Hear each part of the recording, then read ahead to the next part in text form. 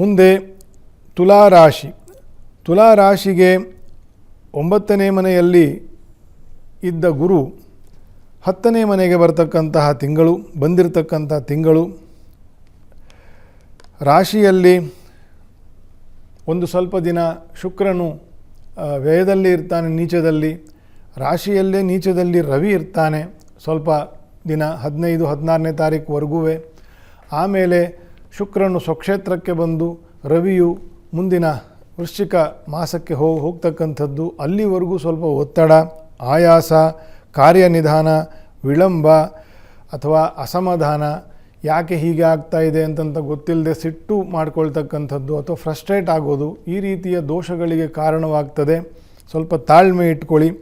ತುಲಾರಾಶಿಯವರಿಗೆ ಅರ್ಧ ತಿಂಗಳು ಕಳೆದ ನಂತರ ನಿಮ್ಮ ಒಂದು ಒತ್ತಡ ಕಡಿಮೆ ಆಗ್ತದೆ, ಧನಾದಾಯ ವೃದ್ಧಿ ಆಗ್ತದೆ. ಕೇಂದ್ರದಲ್ಲಿ ಗುರುವಿನ ಸಂಚಾರವಿದೆ, ಶನಿಯ ದೋಷವಿಲ್ಲ, ಶುಕ್ರನ ಯೋಗವೂ ಬರ್ತದೆ. ದ್ವಿತೀಯದಲ್ಲಿ ಕುಜನು ಸ್ವಕ್ಷೇತ್ರದಲ್ಲಿರ್ತಕ್ಕಂಥ ಯೋಗವೂ ಇದೆ. ಸೊ ಒಳ್ಳೆಯದಾಗತ್ತೆ. ಸ್ವಲ್ಪ ತಾಳ್ಮೆ ಇರಬೇಕು ಈ ತಿಂಗಳು.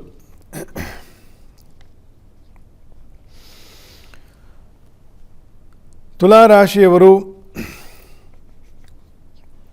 ಶಿವನಾಮ ಸ್ಮರಣೆ, ಪಂಚಾಕ್ಷರ ಮಂತ್ರಗಳ ಜಪ, ಹರೇ ಕೃಷ್ಣ ಮಹಾಮಂತ್ರದ ಜಪ ಮತ್ತು ಈಶ್ವರ ದೇವರ ಒಂದು ದರ್ಶನ, ಅಭಿಷೇಕ ಸೇವೆ, ನಿಮ್ಮ ಕೈಲಿ ಏನಾಗ್ತದೋ ಅದನ್ನು ಶ್ರದ್ಧೆಯಿಂದ ಸೋಮವಾರದಂದು, ಶುಕ್ರವಾರದಂದು ಮಾಡಿಕೊಂಡ್ರೆ ಸ್ವಲ್ಪ ಮನಸ್ಸಿಗೆ ಶಾಂತಿ, ನೆಮ್ಮದಿ ಸಿಗ್ತದೆ.